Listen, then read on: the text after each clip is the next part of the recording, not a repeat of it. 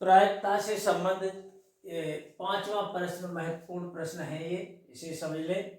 ये लिखा हुआ है कि एक विशेष रोग के सही निदान हेतु रक्त जांच 99% असरदार है। इसका मतलब है कि यदि रोग है व्यक्ति को और जांच करा लो तो 90% कंडीशन में ही रिपोर्ट में आता है जांच में कि हाँ रोग है, और रोगी वास्तव में यदि रोग से ग्रस्त है तब ये 90% बार इसमें शो हो जाएगा, जांच में रिपोर्ट में आ जाएगा कि हाँ रोग है। किंतु ऐसा देखा गया है 0.5% बार स्वस्थ व्यक्ति की रक्त जांच में भी रोग की पुष्टि हो जाती है। यानी 0.5% कोई बिना रोग वाला व्यक्ति भी यदि जांच करा बैठे कभी कभी उसे भी रिपोर्ट में रोग बता दिया जाता है, तो ये वहम पैदा हो जाएगा। इसलिए बिना कारण से जांच नहीं करानी चाहिए। तो ये बात एक अलग है, हमें इससे मतलब नहीं है। हमें मतलब है 0.5% बार स्वस्थ व्यक्ति की जांच में भी वो रोग दर्शा दिया जाता है, रोग की पुष्टि हो जाती है। हमें करना क्या है, अभी थोड़ा और दिया है इसमें।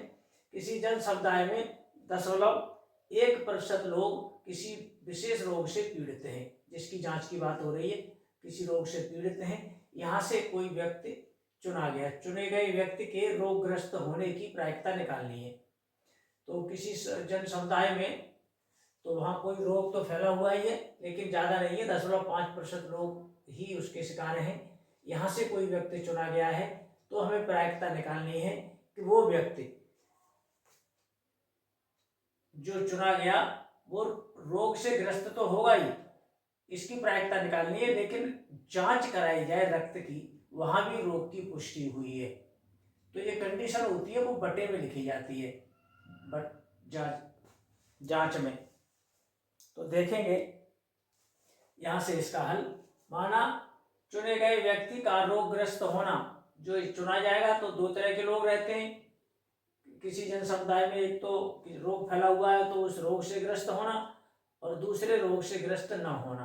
तो इनकी घटनाओं को E1 और E2 मान लिया है, इनकी प्रायिकताओं का योग 1 हो जाएगा।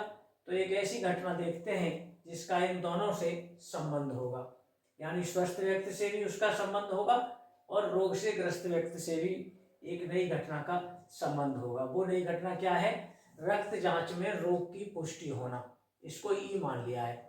स्वस्थ व्यक्ति है तब तो रक्त जांच में रोग की पुष्टि हो ही जाएगी, लेकिन 99% बार होता है ऐसा। और व्यक्ति को रोग नहीं है और फिर भी जांच हो रही है तो वहां भी कुछ संभावना बनती है रोग की पुष्टि होने की, वो है 0.5% बार। तो ये एक ऐसी घटना ही है रोग से पुष्टि हो जाने वाली जांच में, तो इसको ही माना गया है। तब ये प्रायिकता लिखी गई है। E1 जन समुदाय में रोगग्रस्त व्यक्ति के रोगग्रस्त होने की घटना E1, तो ये 0.5% रोगी है वो। अब इसे 100 में से घटा के शेष बचे उनका प्रतिशत, क्योंकि प्रतिशत 100 का होता है तो 100 में से इतने प्रतिशत तो रोग से ग्रसित है, शेष बचे हुए 100 में से घटा दिया 0.1 तो इतना बचा, ये रोग से ग्रसित नहीं है, ये E2 है। और ई कहते हैं रोग रक्त जांच में रोग की पुष्टि होना, E1 है। यदि वास्तव में रोग है व्यक्ति को और जांच करा बैठे हैं तो जो रिपोर्ट में आएगा उसकी परसेंटेज है 99% होता है रक्त जांच में रोग से ग्रस्त होने पर।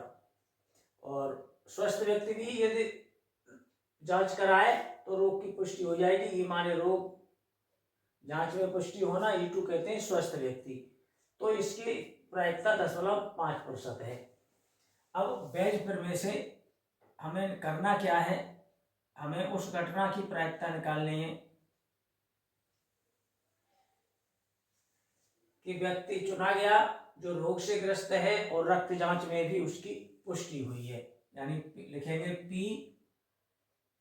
रोग से ग्रस्त E1 अपॉन जांच में भी शो हो रहा है तो उसे रोग है। तो जांच में रोग की पुष्टि को ही लिखते हैं और E1 कहते हैं रोग से ग्रसित होने को।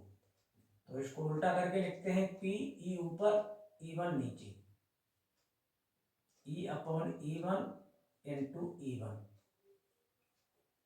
अब यही नीचे आएगा और E2 वाला पद भी यहाँ लिखा जाएगा।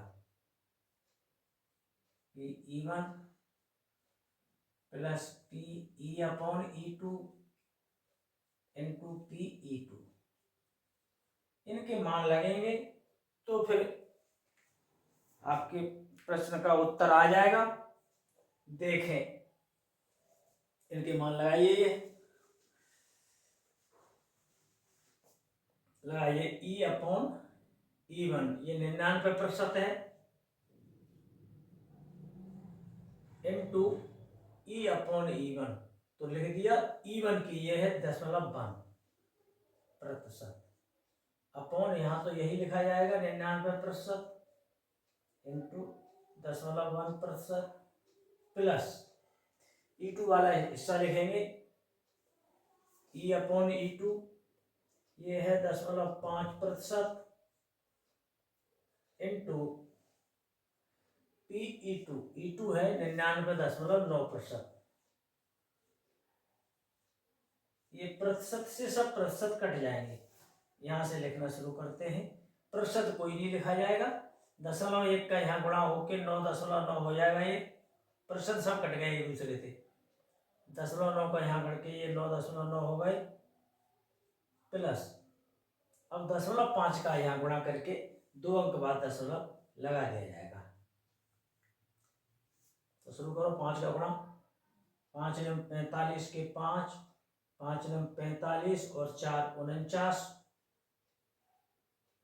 और 5 नम 45 और 4 49, 2 अंक बाद दशमलव हो गया। 5 का 5 नम 45, 5 नम 45 और 4 49, 5 नम 45 4 49, जो हो गया। इसको क्या करें, अब इन्हें जोड़ लो, तो जो 9.9 बटे दशमलव की सीध पे दशमलव लगा के जोड़ेंगे, तो दशमलव के यहाँ 2 अंक है, यहाँ 0 मान लो, 90 मान लो, इन्हें एक 0 बढ़ा दिया। अब जोड़ो, 5 और 0 5 हो गए, 9 और 9 18 के 8 हो गए, हासिल 1 हो गया, और 9 और 9 18 और 1 19, फिर एक हासिल का 4 और 1 5। अब एक शून्य यहाँ बढ़ाकर दशमलव से दशमलव हट जाएगा, 990 अपॉन 5 9 8 5, 5 से कटते हुए नजर आ रहे हैं, 5 1 5, 4 बचे, ये हो गए 4 हो गए 49, 5 नम 45, फिर 4 बचे, 5 8 40, 5 का ये 5 1 5, फिर 5 1 5, 4 बचे 48, 5 नम 45, 3 बचे, 5 7 35। हो सकता है और कट जाए, किसी से न कटे तो यहीं आप छोड़ दें। यही प्रश्न का ये उत्तर है। धन्यवाद।